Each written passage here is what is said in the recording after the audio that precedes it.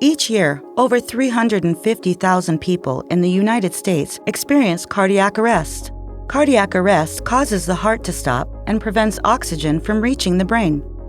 Without immediate action, people can suffer permanent brain damage or die. This is why it is important to know how to use an AED. AED stands for Automated External Defibrillator. This life-saving device analyzes the heart's rhythm and delivers an electric shock to help the heart's rhythm get back on track.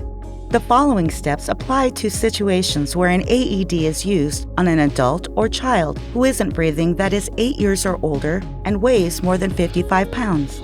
The first step is to check if the person is unconscious and not breathing. Then, you or a bystander should call 911 immediately and start CPR. Turn on the AED and follow the voice prompts. Remove any clothing or jewelry that is covering the person's chest. Make sure their chest is dry and attach one pad on the upper right side of the chest and the other on the left side of the chest, a few inches below the left armpit. The pads should not touch each other. If they do, attach one pad in the middle of the chest and the other on the back in between the shoulder blades. If necessary, plug the pad connector cable into the AED.